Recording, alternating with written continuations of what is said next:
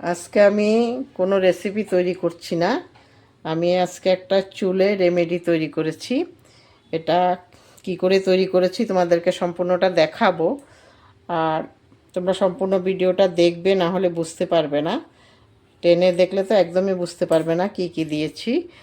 তো যারা ইউটিউব থেকে দেখছো, প্রথমে আমার চ্যানেলটা সাবস্ক্রাইব করে পাশে থাকা বেল আইকনটা প্রেস করে দেবে। আর লাইক আর শেয়ার এবং কমেন্ট অবশ্যই করবে। আর যারা ফেসবুক থেকে দেখছো তারা ফলো বাটনটা প্রেস করে আমার পাশে থাকবে। আর লাইক শেয়ার আর কমেন্ট অবশ্যই করবে। শেয়ার বেশি বেশি করে করবে, তখন অন্যরাও এটা দেখে করতে পারবে। আর চলো কিভাবে করেছি আমি তোমাদেরকে সম্পূর্ণটা দেখাবো। রেমেডিটা বানানোর জন্য আমি এই যে নিয়ে নিয়েছি একটা পাত্রের মধ্যে কয়েকটা জিনিস, আরও আছে, ওগুলো দেখাবো একে একে তোমাদেরকে। প্রথমে এই যে এলোভেরা কম বেশি পরিমাণ সবার বাড়িতেই থাকে। আর এগুলো একটা পেঁয়াজ নিয়েছি, এগুলো জবা ফুলের পাতা, তোমরা থাকলে জবা ফুলও দিতে পারো। আর এগুলো হলো আমলকি, আর এটা হলো কারি পাতা। এখন আমি কি করব, এগুলোকে একটা পাত্রে নিয়ে নেব। আর এই এলোভেরাটাকে কেটে নেব, ছোটো ছোটো পিস করে কেটে একটা পাত্রের মধ্যে নিয়ে নেব, যেটার মধ্যে আমি এগুলোকে সেদ্ধ করব। তো প্রথমে আমি এলোভেরাটাকে পিস পিস করে কেটে নিচ্ছি। তোমরা চাইলে বটিদা দিয়েও কাটতে পারো।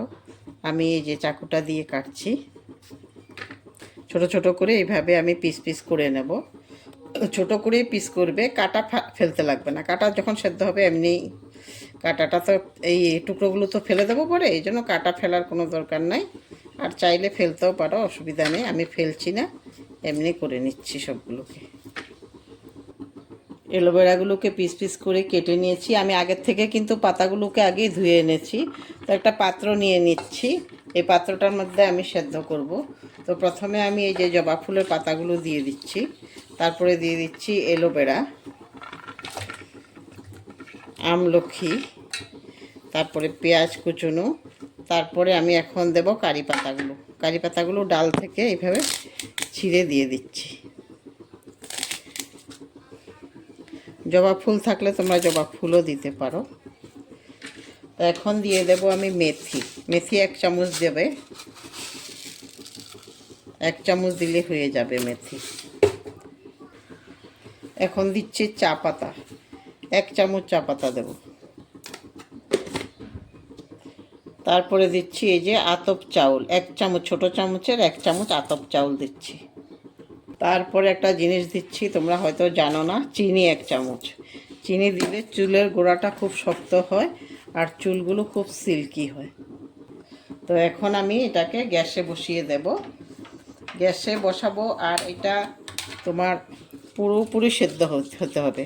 তারপরে এখন যতটুকু জল দিয়েছি তার থেকে আরেকটু জল আমি দেব, কারণ এটা অনেকটা সিদ্ধ হতে হবে। তারপর এটার ভিতরে যে রসটা থাকে ওইটা পুরোপুরি বেরিয়ে যাবে।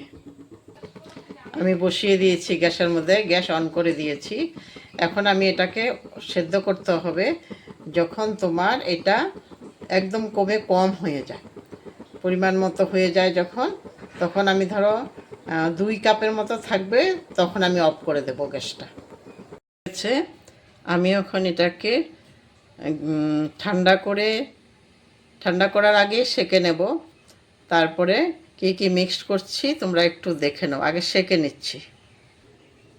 তো শাকার জন্য এই চালনিটা নিয়ে নিচ্ছি। তো এখন এগুলোকে সেঁকে নেব পুরোপুরি।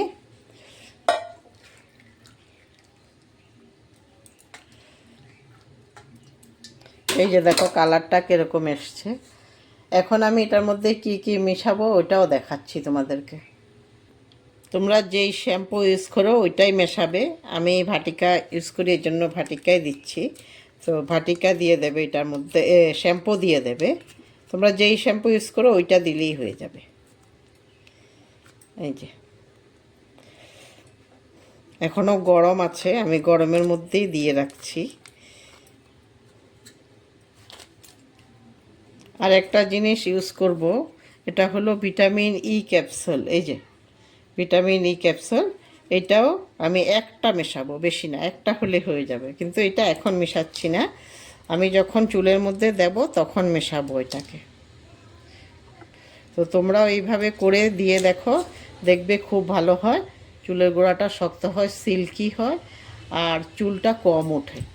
আমি লাগিয়ে দেখেছি, এই জন্য তোমাদেরকেও দেখালাম, তোমাদের হয়তো উপকারে আসতে পারে। তো সবাই ভালো থাকো, সুস্থ থাকো, ধন্যবাদ।